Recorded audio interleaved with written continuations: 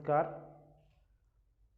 जैसा कि आप लोग देखे होंगे थंबनेल में, यूपी बोर्ड 2022 में जो क्वेश्चंस आए हुए हैं हिंदी मीडियम में हम लोग डिस्कस करेंगे, जिसमें 42 क्वेश्चंस हम लोग डिस्कस करेंगे जो एमसीक्यूज बहुविकल्पी आए हुए प्रश्न है और ये गणित है। चलिए देखते हैं, सेट 1 से स्टार्ट करते हैं। प्रत्येक सेट में 6 प्रश्न थे और सभी बहुविकल्पी को हम लोग देखते हैं। पहला दिया हुआ है, दी गई संख्याओं में अभाज्य संख्या होगी। दी गई संख्याओं में अभाज्य संख्या होगी।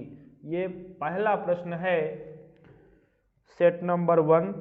ये पेपर कोड है 822 AB 2022 में आया हुआ प्रश्न है। ऑप्शन दिया हुआ है, पहला 0, दूसरा 1, तीसरा 2 और चौथा 8 है। तो दी गई संख्याओं में अभाज्य संख्या, अभाज्य संख्या का मतलब जिसके केवल और केवल 2 गुणनखंड हो, वो भी क्या, एक संख्या खुद हो और एक हो जिसके 2 से अधिक गुणनखंड ना हो। तो देखिए 0 अभाज्य संख्या नहीं होती है। 0 ना तो भाज्य है ना ही अभाज्य है, और 1 भी ना तो भाज्य, क्योंकि 0 का गुणनखंड करेंगे तो 0 में 0 मिलेगा। 1 का गुणनखंड करेंगे 1 में 1 मिलेगा, लेकिन 2 का गुणनखंड करेंगे तो 1 गुणे 2 मिलेगा। 8 का गुणनखंड करेंगे तो 8 में जो है 1 गुणे 2, 8 का गुणनखंड करेंगे तो 8 का 1 गुणे 2 गुणे 2 गुणे 2 होगा। अब इसमें 8 को 1 भी भाग दे सकता है, 2 भी भाग दे सकता है, 4 भी भाग दे सकता है, 8 भी भाग दे सकता है। तो ये तो आपका भाज्य संख्या हो गया। जिसके 2 से अधिक गुणनखंड होते हैं उसे भाज्य संख्या कहा जाता है, और जिसके केवल और केवल 2 गुणनखंड होते हैं उसे अभाज्य संख्या कहा जाता है। अभाज्य संख्या। और जिसके 2 से अधिक गुणनखंड होते हैं उसे भाज्य संख्या कहा जाता है। इसे इंग्लिश में कहा जाता है प्राइम नंबर। इसे इंग्लिश में कहा जाता है कंपोजिट नंबर। ठीक है। और इसके देखिए एक ही गुणनखंड, इसके भी एक ही गुणनखंड। ये तो ना ही भाज्य है और ना ही भाज्य है और ना ही अभाज्य है। ठीक है। जिसके 2 गुणनखंड होते हैं उसे भाज्य संख्या कहा जाता है, और जिसके 2 से ज्यादा गुणनखंड होते हैं उसे अभाज्य संख्या, सॉरी गलत हो गया, जिसमें 2 गुणनखंड होते हैं उसे अभाज्य संख्या कहा जाता है, और जिसमें 2 से ज्यादा गुणनखंड होते हैं उसे भाज्य संख्या कहा जाता है। इसलिए आपका आंसर जाएगा, सही कौन सा होगा, तीसरा, जो कि 2 है। अगला क्वेश्चन देखते हैं। दूसरा समीकरण 3x² - 2x + 1/3 = 0।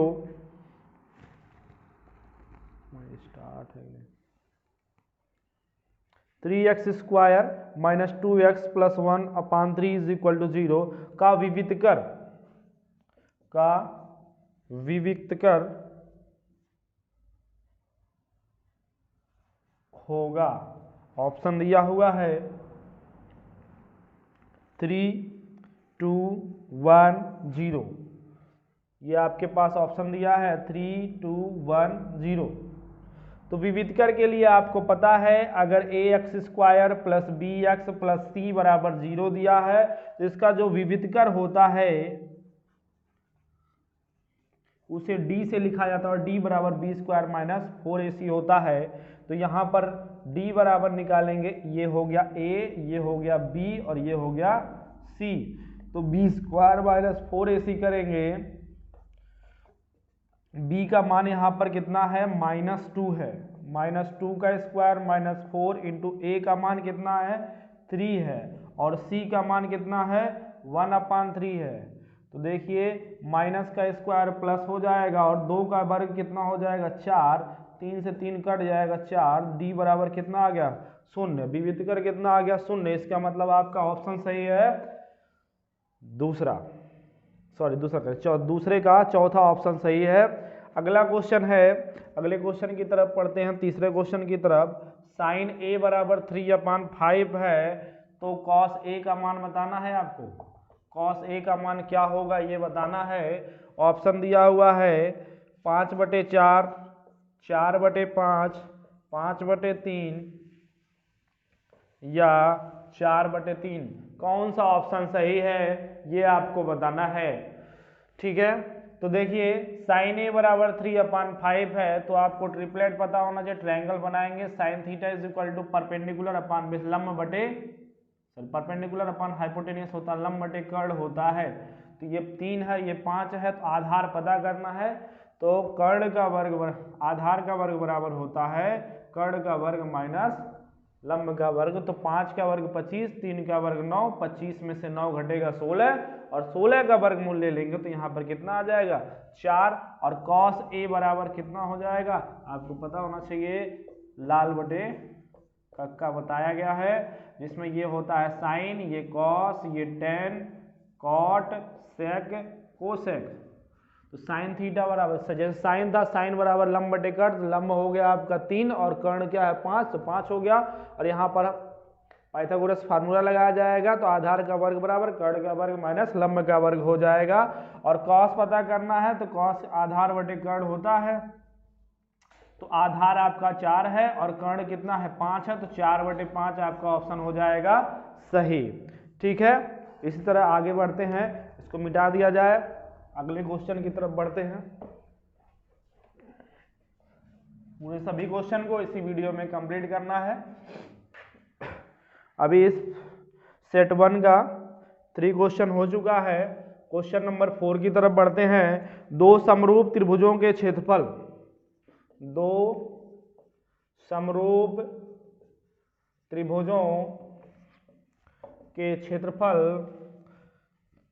4:9 के अनुपात में है। आपसे पूछा है त्रिभुज के भुजाओं का अनुपात क्या होगा। ये पूछा है दो समरूप त्रिभुजों के क्षेत्रफल 4:9 के अनुपात में है, तो त्रिभुज के भुजाओं का अनुपात क्या होगा। तो त्रिभुज के भुजाओं का अनुपात देखिए, इसमें ऑप्शन दिया हुआ है 2:3, 4:9, 81:16 और 16:81। तो जब इस तरह दिया है, जब समरूप त्रिभुज हो, समरूप त्रिभुजों के लिए आपको याद रखना है एरिया अपॉन दोनों त्रिभुजों का जो क्षेत्रफल है, ये क्षेत्रफल है पहले त्रिभुज का और ये दूसरे त्रिभुज, क्षेत्रफल का अनुपात बराबर भुजा, भुजा मतलब साइड, इसको हम स्मॉल ए से लिख लेते हैं या ऐसे लिख लीजिए। त्रिभुज ABC का क्षेत्रफल बटे त्रिभुज PQR का क्षेत्रफल बराबर होता है AB बटे PQ का स्क्वायर बराबर BC। AB लिए हैं तो PQ और BC लेंगे तो QR के स्क्वायर के बराबर होता है, और AC बटे PR के स्क्वायर के बराबर होता है। तो यहां पर देखिए क्षेत्रफल का अनुपात दिया, सीधे आप याद रखिए A1/A2 बराबर हो जाएगा, भुजा को हम यस से लिख देते हैं S1/S2 का होल स्क्वायर। तो आपको A1/A2 क्षेत्रफल का अनुपात 4/9 दिया हुआ है, और ये भुजाओं का अनुपात पूछा, तो इसको S1/S2 जब रहने देंगे, होल स्क्वायर है, इधर का जब वर्ग हटेगा तो ये आपका क्या लग जाएगा, कर्णी लग जाएगा, तो ये S1/S2 हो जाएगा। और यहाँ से 4 का वर्गमूल हो गया 2, 9 का वर्गमूल हो गया 3, तो S1/S2 मतलब S1/S2 आपका भुजाओं का अनुपात कितना हो गया 2:3। तो इस तरह आपका ऑप्शन नंबर 1 सही हो जाएगा। अगले प्रश्न की तरफ बढ़ते हैं, जो 5वां प्रश्न है 3, 4, 6 तथा x का समांतर माध्य 5 है तो यक्ष का मान क्या होगा? ये क्वेश्चन ऑप्शन दिया है 5, 2, 7, 3। तो 3, 4, 6 का समांतर माध्य, देखिए माध्य बराबर होता है योगफल, पदों का योगफल बटे पदों की संख्या, सीधे सीधे याद रखिए। तो माध्य कितना दिया हुआ है 5, और योगफल के लिए सभी को जोड़ लेंगे 3 + 4 + 6 + यक्ष, और बटे संख्या कितनी है 1, 2, 3, 4 अंक है, इसका इधर गुणा कर देंगे तो ये 5 चौक कितना हो जाएगा 20 बराबर 6, 4, 10, 3, 13 प्लस यक्ष, ये इधर आएगा 20 में से 13 माइनस होगा तो आपका यक्ष बराबर कितना हो जाएगा 7। तो इस तरह आपका ऑप्शन नंबर सी जो है सही हो जाएगा। अगला दिया है दो बिंदुओं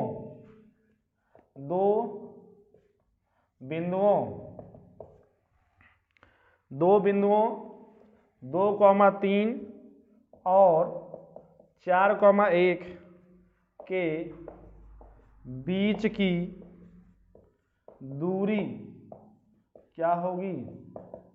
यहाँ पर इनके बीच की दूरी आपको बताना है। ऑप्शन दिया हुआ है 2, 2 कड़ी में 3, 2 कड़ी में 2 और 3, ये आपको ऑप्शन दिया हुआ है।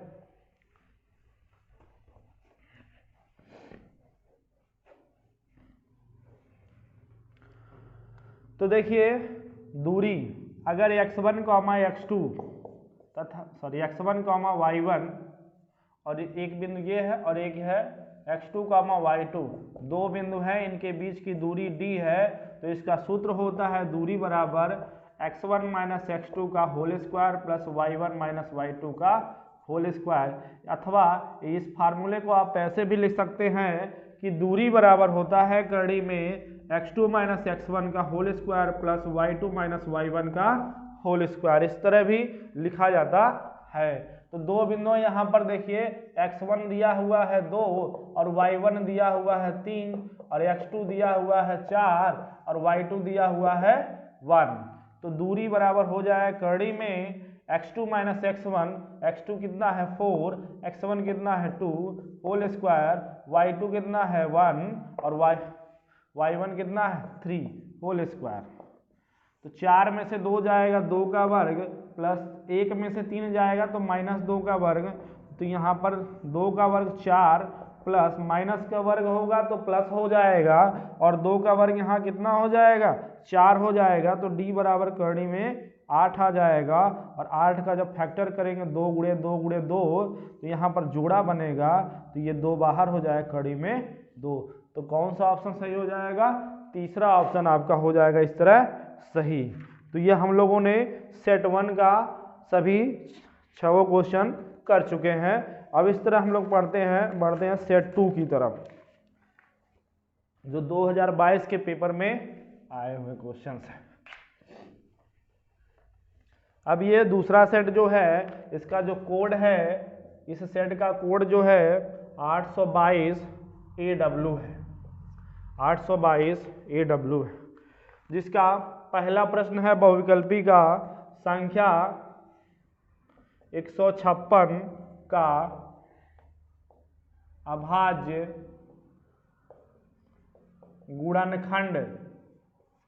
गुणनखंड होगा। पहला ऑप्शन दिया हुआ है 2 × 3 × 13, दूसरा ऑप्शन है 2 स्क्वायर × 3 × 13, तीसरा ऑप्शन है 2 स्क्वायर × 3 × 13 11 और चौथा ऑप्शन है आपका 2 × 3 स्क्वायर × 13। कुछ नहीं करना है आपको, 156 का अभाज्य गुणनखंड कर देना है। तो 2 × 7 = 14, 2 × 8 = 16 हो जाएगा। फिर 2 से भाग देना है, 2 × 3 = 6 बचा 1, 7 में से 6 गया 1 बचा 18 हो गया, 2 × 9 = 18। अब ये किससे कटेगा? 3 से कटेगा, 3 ने कम 3 3 त्रिक का 9, ये आ गया क्या 13। तो देखिए यहाँ पर 2 कितनी बार है? 2 बार है। तो 2 किसमें 2 बार है? इसमें नहीं है, इसमें नहीं है, इन दोनों में 2 बार है। 3 कितनी बार है? एक बार। दोनों में 3 एक बार है, और इसमें 13 है तो इसमें 11 दिया, तो ये भी गलत हो गया। इस तरह आपका ऑप्शन नंबर 2 जो है सही हो गया। तो इसके बाद हम लोग क्वेश्चन नंबर 6 देखते हैं। यदि sec theta is equal to 2, तो थीटा का मान होगा, ये ऑप्शन दिया हुआ है इसमें 30 डिग्री, 45 डिग्री, 60 डिग्री, 90 डिग्री। तो आपको याद होना चाहिए ये 2 है, तो सेक कितने का मान 2 होता है, तो उसके लिए आपको ये टेबल बताया गया है। 0 degree, 30 degree, 45 degree, 60 degree, 90 degree. यहाँ जैसे साइन है, साइन 0 का 0, साइन 30 का 1/2, 1/√2, और ये होता है √3/2, 1 कॉस के लिए इसी को पलट देते हैं 1 √3/2, 1/√2, 1/2, 0। 10 के लिए इसका रेसिप मतलब अपान ले लेंगे 0, यहाँ पर 2 से 2 कट जाए, 1/√3 ये कट जाएगा पूरा, हाँ, तो आपका आ जाएगा कितना 1, और इसके लिए √3 हो जाएगा 0। कॉट के लिए इसी तरह यहाँ पर इनफाइनाइट होगा, इनफाइनाइट √3 1 हाँ √3 हो जाएगा, 1 होगा, 1/√3 होगा, 0 होगा। सेक के लिए होगा कॉस का रेसिप्रोकल 2/√3 √2 इसका 2, ये इनफाइनाइट। कोसेक के लिए होगा साइन का रेसिप्रोकल इनफाइनाइट 2 √2 2 1।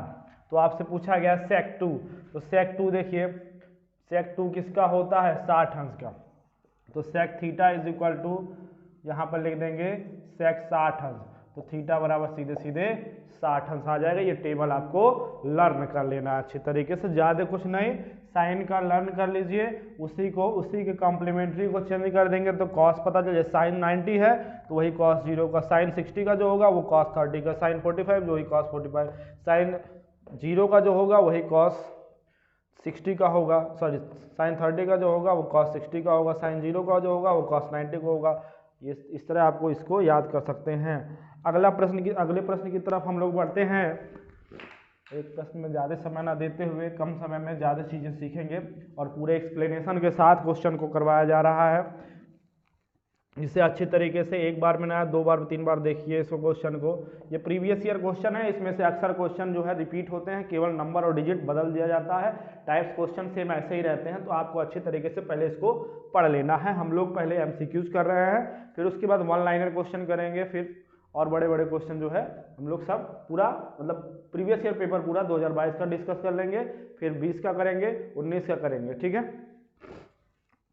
क्वेश्चन नंबर इसमें तीसरा है, द्विघात समीकरण 3x² - 12x + m = 0 के मूल बराबर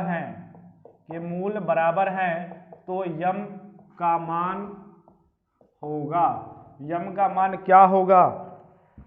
यम का मान क्या होगा? ऑप्शन दिया 4, 7, 9, 12। तो देखिए जब भी मूल बराबर दिया हो, मूल बराबर हो तो आपको विविधकर का मान क्या कर देना है 0, और डी विविधकर डी का सूत्र होता है b² - 4ac = 0। b क्या होता है? जो x का गुणांक होता है -12 का स्क्वायर, 4 गुणे a का मान जो x² का गुणांक होता है, और c क्या होता है? जो कांस्टेंट टर्म होता है m = 0। यहाँ से -12 का स्क्वायर 144, माइनस का वर्ग प्लस हो जाता है। अगर यहीं पर घात 3 होता तो माइनस रहता, और ये 4 तियाँ 12, -12m हो गया बराबर 0। इसको उधर भेज देंगे तो -12m बराबर -144, माइनस से माइनस कटा, 12 से 144 कटेगा 12 बार में, m बराबर कितना आ गया 12। तो इस तरह आपका ऑप्शन नंबर 4 क्या हो गया? सही। स्पीड बहुत तेज होनी चाहिए क्वेश्चन लगाने के लिए, क्योंकि पेपर में आते हुए क्वेश्चन आपके छूट जाते हैं, इसलिए बहुत ज़्यादा प्रैक्टिस करिए, ठीक है। क्वेश्चन नंबर 4 दिया हुआ एक समबाहु त्रिभुज की भुजा, समबाहु त्रिभुज है जिसकी भुजा ये 2a है प्रत्येक भुजा जो है 2a है। समबाहु त्रिभुज है जिसकी भुजाएं 2a हैं, उसके प्रत्येक शीर्ष लंब की लंबाई, मतलब यहाँ से शीर्ष लंब डाला जा रहा है तो इसकी लंबाई आपको बताना है। तो मान लिया इसकी लंबाई हम यहाँ से यहाँ तक ये 2a है, तो ये इसका आधा कितना हो जाएगा a, और लंबाई को हम मान लेते हैं x है। यहाँ पर समकोण त्रिभुज बन रहा है तो x स्क्वायर बराबर हो जाएगा कर्ण का वर्ग 2a का स्क्वायर माइनस a का स्क्वायर। अच्छा, इसका ऑप्शन बता देते हैं। ऑप्शन दिया है a√2, 2a√3, a√3 और 3a। ये पहला है, दूसरा है, तीसरा है, चौथा है, 4 ऑप्शन दिया हुआ है। एक्स स्क्वायर यहाँ 4a square minus a square हो जाएगा, घटेगा 3a स्क्वायर घटेगा, स्क्वायर इसका हटेगा तो इधर पूरे का रूट लग जाएगा, तो 3 का रूट तो निकलेगा नहीं, तो ये तो √3 रहेगा और a स्क्वायर रूट से बाहर हो जाएगा, मतलब x बराबर a√3। तो आपका ऑप्शन नंबर सी जो है तीसरा जो है सही होगा। ठीक है, फिर उसके बाद है अगला प्रश्न।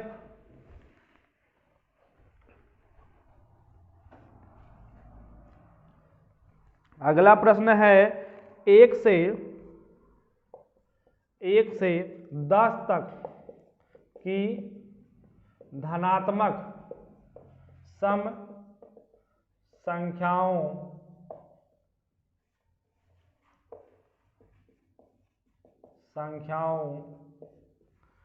का धनात्मक सम संख्याओं का समांतर माध्य होगा। ये आपका प्रश्न नंबर 5 है। 1 से 10 तक की धनात्मक, अब यहाँ पर सम संख्या दिया है, मान लीजिए सम दिया है, इस बार पेपर में विषम पूछ लिया जाए तो 1 से 10 तक की सम संख्या धनात्मक तो कौन कौन सी हैं? 2 है, 4 है, 6 है, 8 है और 10 तक।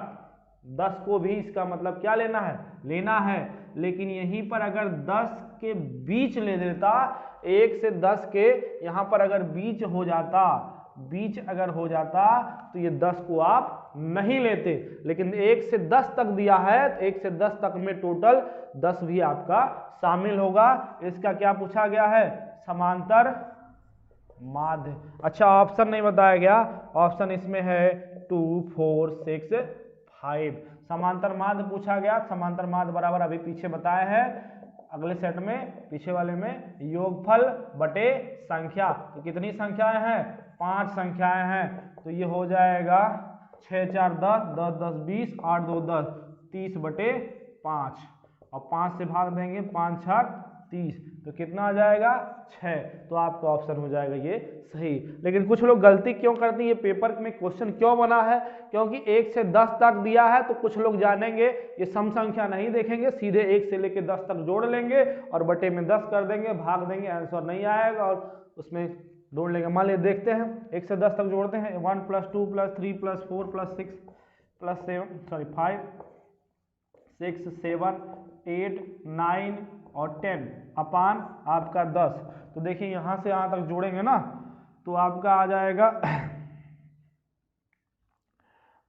10 × 11 बटे 2 55, 55 अपान 10 होगा तो 5.5 आएगा। ढूंढते रहे, कहेंगे ऑप्शन ही गलत दिया हुआ है, जबकि यहाँ पर सम दिया है।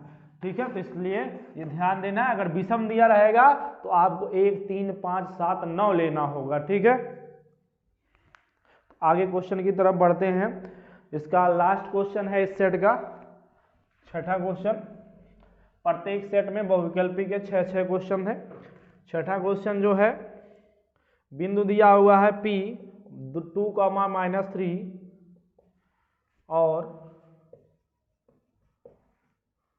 10, Q 10, Y के बीच की दूरी 10 मात्रक है। दूरी 10 मात्रक है तो y का मान होगा, मतलब बिंदु P 2, -3 और Q 10, y के बीच की दूरी 10 मात्रक है तो y का मान क्या होगा? ये आप देखिए, इसका ऑप्शन दिया हुआ है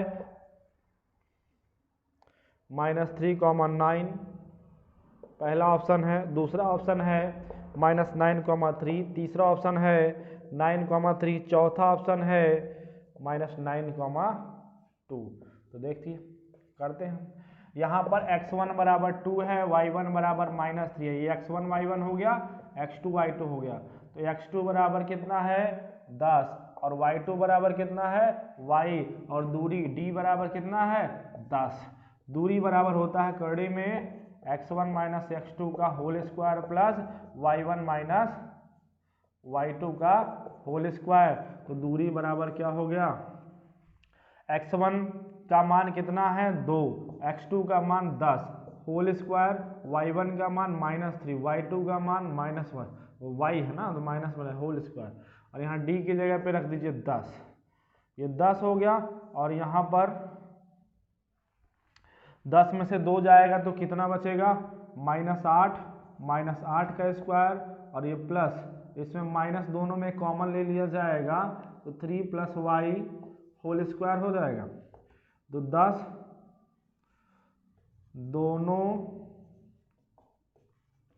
पक्षों का वर्ग करने पर। अच्छा मान लीजिए आपको चेक करना, ऑप्शन से भी चेक कर सकते हैं, लेकिन यहाँ पे किया जा रहा है 10, यहाँ 10 का वर्ग करेंगे हो जाएगा 100, इधर वर्ग करेंगे करड़ी हट जाएगा, माइनस का वर्ग प्लस 8 का वर्ग 64, और इधर माइनस का वर्ग हो जाएगा प्लस, और 3 + y का हो जाएगा होल स्क्वायर। तो 64 जब इधर आएगा 100 में से घटेगा, और इधर 3 + y का क्या होगा होल स्क्वायर, 100 में से 64 घटा 36 बचा, 3 + y का होल स्क्वायर। अब दोनों पक्षों का वर्गमूल लेने पर, जब वर्गमूल लिया जाएगा तो 36 का वर्गमूल 6 हो जाएगा, और जब वर्गमूल लिया जाता है तो प्लस माइनस का चिन्ह लगता है, और यहाँ पर क्या हो जाएगा इधर लगा दीजिए प्लस माइनस, और इधर 3 + y का होल स्क्वायर वर्गमूल होगा, 3 + y बचेगा, 3 को इधर भेज देंगे तो एक बार ±6 + 3 होगा = y। तो y जब प्लस चिन्ह लिया जाएगा तो 6 + 3 होगा, और जब माइनस चिन्ह लिया जाएगा तो y -6 + 3, क्योंकि -6 + 3 है तो यहाँ y बराबर 9 आएगा, और यहाँ पर y बराबर -3 आएगा। तो क्या हो गया 9, -3। तो 9, -3 कौन सा, पहला ऑप्शन आपका हो जाएगा सही। इस तरह हम लोग बढ़ते हैं आगे अगले खंड में, मतलब सेट सी में।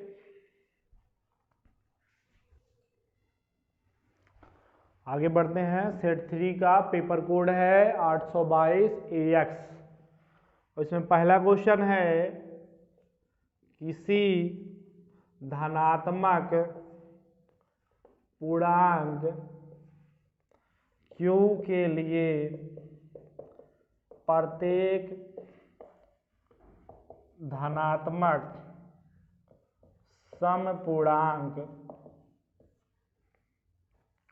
का रूप होगा। ऑप्शन है Q - 1, Q + 1, 2Q और 2Q + 1। तो किसी धनात्मक पूर्णांक Q के लिए प्रत्येक धनात्मक समपूर्णांक का मान, समपूर्णांक मतलब जो दो से विभाज्य हो, मतलब जिसमें 2 से भाग चला जाए, इसमें 2 से भाग नहीं जाएगा, इसमें भी 2 से भाग नहीं जाएगा, इसमें 2 से भाग क्या होगा चला जाएगा, इसमें 2 क्यों में जाएगा लेकिन 1 में नहीं जाएगा, इसलिए ये भी क्या है गलत है। दूसरे प्रश्न की तरफ बढ़ते हैं। दूसरा प्रश्न है, बिंदुओं A 2, -5 और B -2, 9 से समदूरस्थ x अक्ष पर बिंदु होगा।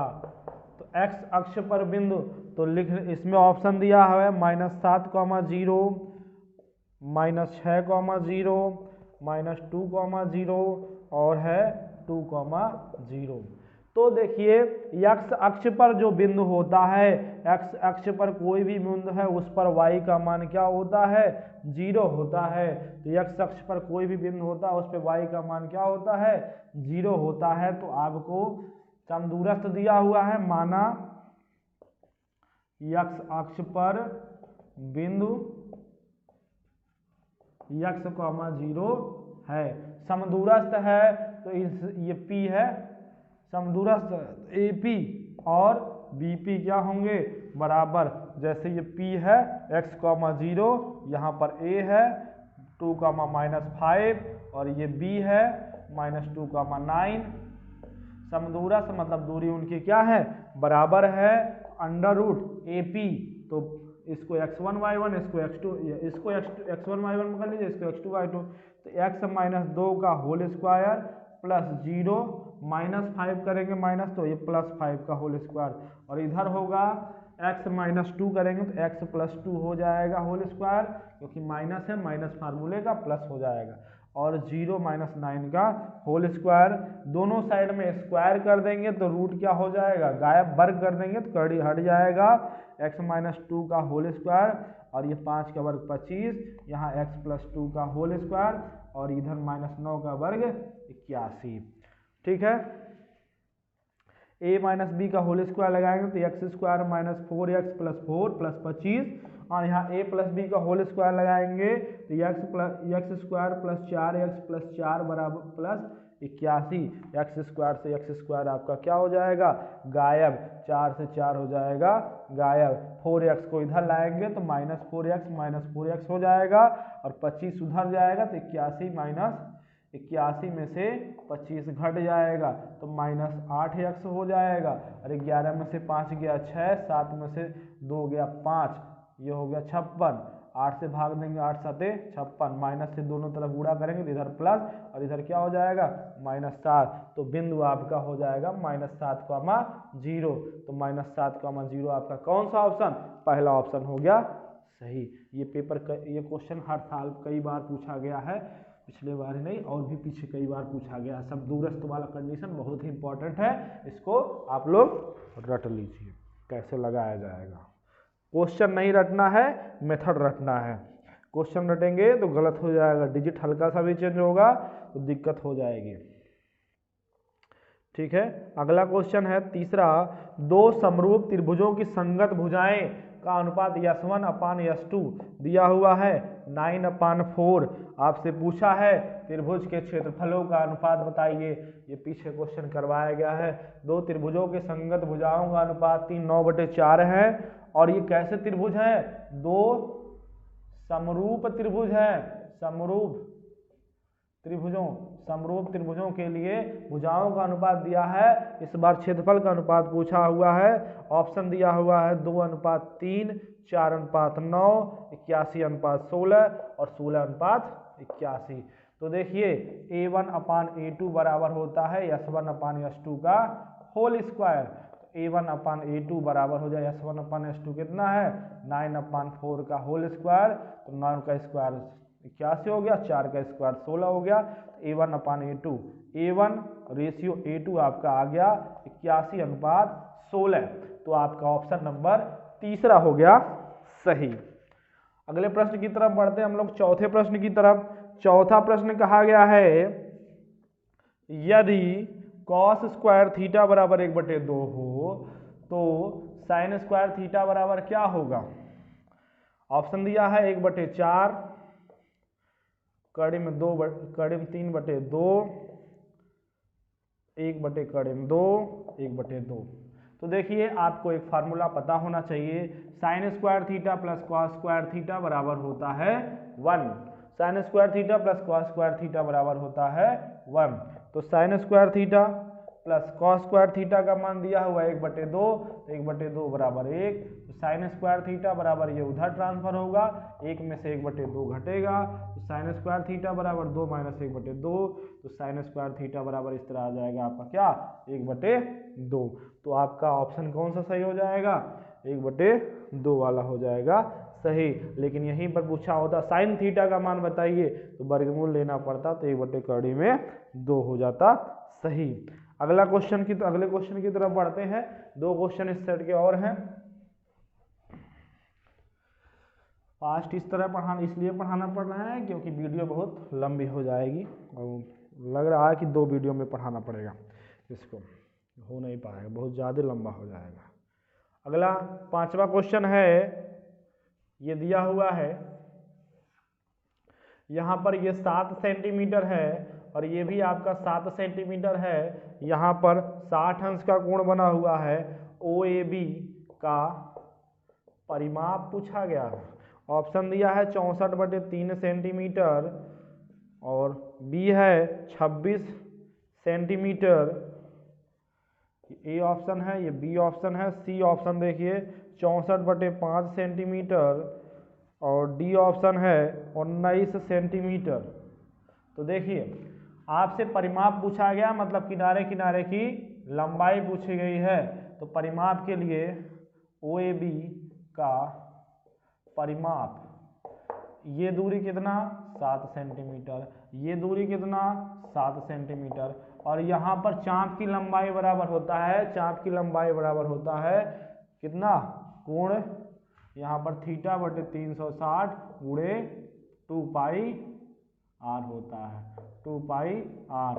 तो ये 7 7 हो गया 14। थीटा का मान है 60 अंश यहाँ पर और ये 360, हाँ 360 और गुणे 2 गुणे 22/7, आर का मान 7, 7 से 7 हो गया कैंसिल और 60 से काटेंगे तो ये 6 हो जाएगा और 2 1 कम 2 2 3 6, 14 प्लस यहाँ पर बचा कितना 22/3, 14 42 प्लस 22/3, तो यह आपका 64/3 सेंटीमीटर हो गया। तो आपका ऑप्शन कौन सा सही हो जाएगा, पहला ऑप्शन इस तरह आपका सही है। अगले प्रश्न की तरफ बढ़ते हैं। अगले प्रश्न की तरफ बढ़ते हैं। इसमें दिया है n प्रेक्षणों का माध्य x बार है यदि प्रत्येक प्रेक्षण को A से बढ़ा दिया जाए तो नया माध्य होगा। ये छठा क्वेश्चन है। इसमें पहला ऑप्शन है x बार प्लस a, दूसरा ऑप्शन है x बार प्लस a/2, तीसरा ऑप्शन है x बार माइनस a और चौथा ऑप्शन है x बार माइनस a/2। देखिए यदि n संख्या यानी n प्रेक्षणों का माध्य x बार है और प्रत्येक संख्या में a बढ़ाया जाए, a बढ़ाने पर जो नया माध्य होगा वो भी क्या होगा, a बढ़ जाएगा। और यदि a घटाना है, a घटाने पर नया माध्य जो होता है x बार माइनस a होता है। a से गुणा करने पर नया माध्य जो होता है, अगर प्रत्येक में यदि प्रत्येक प्रेक्षण में a से गुणा कर दिया जाए तो नया माध्य जो है x बार गुणे a हो जाएगा। माध्य में a का गुणा हो जाएगा। a से भाग करने पर नया माध्य जो होगा उसमें भी a से भाग, मतलब प्रत्येक प्रेक्षणों में अगर a जोड़ा जा रहा है तो नए माध्य में भी a जुटेगा, प्रत्येक प्रेक्षणों में अगर a घटाया जा रहा है तो नए माध्य में भी a घटेगा। और यदि प्रत्येक प्रेक्षणों में a का गुणा किया जाए तो नए माध्य में भी a से गुणा होगा। यदि प्रत्येक प्रेक्षणों में a से भाग दिया जाएगा तो नए माध्य में भी a से भाग होगा। इस तरह ये सेट आपका हुआ समाप्त। अगला सेट हम लोग अगले वीडियो में